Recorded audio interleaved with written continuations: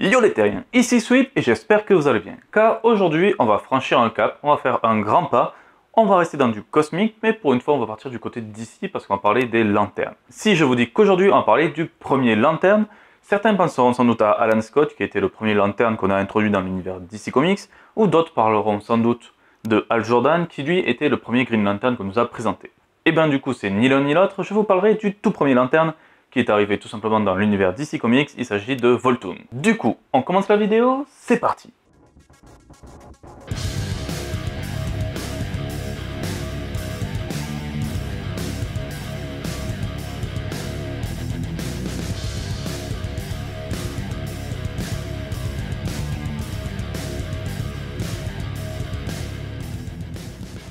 Voltoon est un personnage qui est très récent dans l'univers DC Comics. En effet, il est apparu dans les New 52, donc il y a quelques années, mais il y a quand même pas mal de choses à raconter sur ce personnage qui reste tout de même très secondaire. Du coup, dans cette vidéo, tout d'abord nous verrons les origines de Voltoon. Ensuite, je vous montrerai sa place dans l'univers DC Comics et aussi par rapport au Green Lantern, et après nous verrons ses pouvoirs avant de terminer avec un petit conseil lecture. Du coup, on commence avec ses origines, c'est parti. A l'origine, Voltoon est un être humain de l'an 3079. Mais attention, il ne s'agit pas de notre futur car il ne vient pas de la Terre 0, mais de la Terre 15. Son monde est près de la catastrophe, en effet un pulsar va détruire sa planète, et du coup, il doit trouver une solution. Avec sa mère, ils ont tous deux conçu la lanterne de voyage, et une lanterne qui permet de voyager à travers le temps, l'espace et les dimensions, et Voltoon, afin de sauver son peuple, décide de l'utiliser afin de voyager. Durant son voyage, Voltoon découvrit le spectre émotionnel. Il en découvrit à la fois toute la puissance et toute la richesse. C'est pour ça, lors de ses différents voyages à travers les dimensions, il révéla petit à petit les secrets du spectre émotionnel pour voir ce que les peuples en feraient. Il traversa ensuite tous les univers afin de trouver un peuple pouvant l'aider tout en manipulant le spectre émotionnel. C'est à ce moment-là qu'il rencontra donc les Malthusiens sur la planète Malthus. Voltoon se présente donc auprès des Malthusiens, avouant qu'il est là en paix, et donc leur montrera un peu sa technologie et leur fera apprendre des choses. En effet, au travers de la lanterne de voyage, les Malthusiens créeront la toute première lanterne et décideront surtout en découvrant le spectre émotionnel de bannir toutes leurs émotions. Du coup, ils se rassemblèrent tous autour de leur propre lanterne et au moment de bannir leurs émotions, il y eut une fusion de tout cela et ils créèrent le tout premier anneau. Et forcément, Voltoon, en voyant cet anneau complètement puissant, il le mit et devint le tout premier lanterne. Il conclut alors un pacte avec les Malthusiens, vu que lui, il était là pour sauver son monde.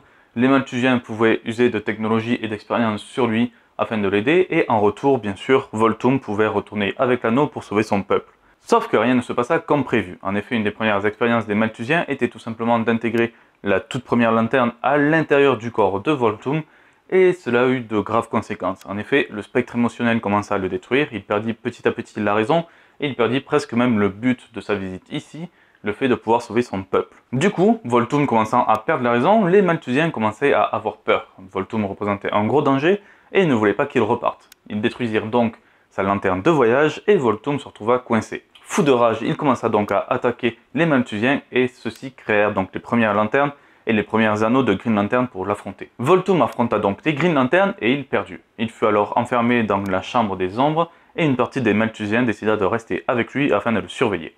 Les autres Malthusiens qui eux étaient encore dans l'univers pour le surveiller se firent alors appeler les gardiens et vous le savez tous, ce sont les gardiens qui ont créé les Green Lantern. Voilà tout ce qu'on sait sur les origines de Voltoon. Maintenant je pense qu'il est temps de regarder sa place dans l'univers et quelle importance il a.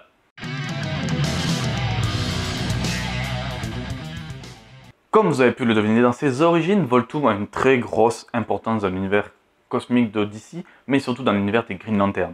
En effet, il a créé la toute première lanterne avec sa mère, c'était certes une lanterne de voyage, mais c'est ce prototype qui a permis aux gardiens derrière de créer déjà leur première lanterne, et avec la fusion de créer le premier anneau. C'est grâce à lui tout simplement qu'il créa tout ça, et c'est même lui qui dissémina un peu partout les secrets du spectre émotionnel. Sans ça, personne n'aurait remarqué le spectre émotionnel, et justement, les gardiens n'auraient jamais banni tous leurs sentiments.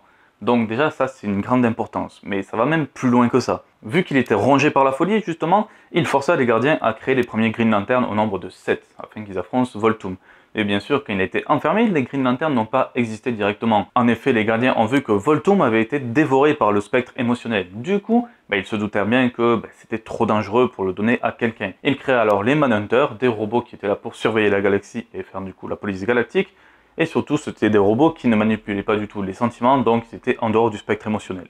Bon, après, avec le temps, ils sont partis en live, donc ils ont créé les Green Lanterns, mais à la base déjà, Volthoom a montré justement les dangers du spectre émotionnel et il provoqua donc la création des Manhunters. Puis plus tard, bien sûr, Volthoom fut utilisé par les gardiens pour créer la troisième armée. C'était une armée qui était là, sans émotion, là aussi à nouveau, qui devait annihiler les Green Lanterns et une bonne partie de la galaxie. Parce qu'une fois de plus, les gardiens remarquèrent que le spectre émotionnel était trop dangereux et d'un côté, ils voulaient le détruire. Donc Volthoom, il représente beaucoup de choses. Il est très important déjà dans tout l'univers cosmique des Green Lanterns. Et on le voit partout, il est à l'origine des Green Lanterns, et en même temps il représente tous les dangers que représente le spectre émotionnel et la surcharge d'émotions. Donc maintenant, on va plutôt voir ses pouvoirs. Volthoom est un personnage qui est réellement très puissant. Il possède un énorme pouvoir. En lui, il possède la toute première lanterne avec du coup les sentiments et les émotions, le spectre émotionnel des gardiens, donc c'est une grande force de puissance.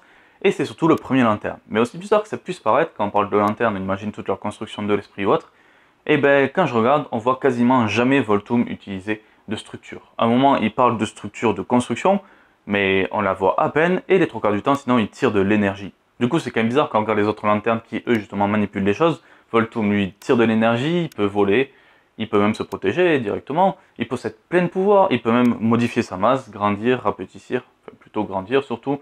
Il a même des capacités de télépathe, il peut faire énormément de choses. Par contre, on le voit quasiment jamais construire de structure. C'est bizarre. Mais je pense que cela s'explique sur le fait que, vu qu'il manipule déjà une bonne partie du spectre émotionnel et qu'il est très puissant, dans sa manière de se battre, il est un peu brut et du coup, il prend quasiment aucun dégât vu qu'il est presque invincible. Il peut faire mal du coup avec ses rayons à lui, donc il est un peu brut, c'est peut-être pour ça qu'il fait jamais de construction. Bon aussi, dans les autres pouvoirs qu'il a, par exemple, c'est qu'il peut prendre possession de Nod vu qu'il a pris possession de Rami. Mais ça fait partie d'un grand package de pouvoirs que possède Volthoom, parce qu'il en a plein. Et déjà, il est immortel, parce qu'on l'a vu, il était là en même temps que les gardiens il y a très longtemps, et il a tout le temps enfermé, il était encore en vie. Donc il est devenu immortel, il peut manipuler les énergies, il peut les changer, il manipule le spectre émotionnel.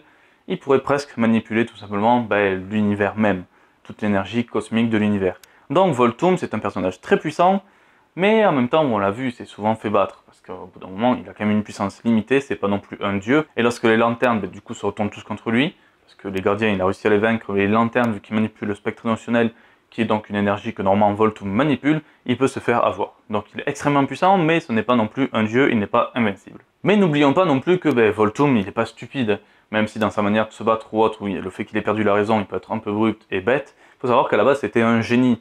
Et la lanterne de voyage, c'est lui qui l'a conçue avec sa mère. Donc il faut se rendre compte qu'il a conçu quand même une machine, certes il vient du 31e siècle, mais il a conçu une machine capable de voyager dans le temps, dans l'espace, et aussi entre les dimensions, donc il peut briser toutes les barrières. Donc c'est quand même un génie scientifique, c'est dommage presque qu'il manipule plus ça, qu'il l'utilise plus dans les récits, parce qu'on pourrait faire des choses beaucoup plus grandes avec Volthoom. Mais voilà déjà tout ce que je peux dire sur les capacités de Volthoom. Maintenant on va voir des petits conseils lecture. Comme je l'ai dit au début de la vidéo, Volthoom est apparu au début de New 52. Du coup, déjà, si je peux vous conseiller une chose, c'est ça. Donc, principalement, les séries New 52, Green Lantern que vous pouvez retrouver sont en librairie et comme ça. Et je vous conseille surtout donc le numéro 4, le 4e tome sur le premier lanterne, donc sur Volthoom. C'est un tome qui est plus ou moins consacré, même si tout au long, on croise des petits indices par rapport au premier lanterne. Puis dans l'univers Rebirth, vous pourrez le retrouver dans les récits complets de Justice League. Je vous conseille de lire le 4e, 6e et surtout 8e numéro donc de Justice League récits complets qui sont directement sur les Green Lantern, mais c'est surtout des récits où il y a Volthoom. Parce que le premier que je vous ai montré, le numéro 2, c'est seulement Baz et Jessica, Volthoom n'apparaît pas encore. Mais cela, si.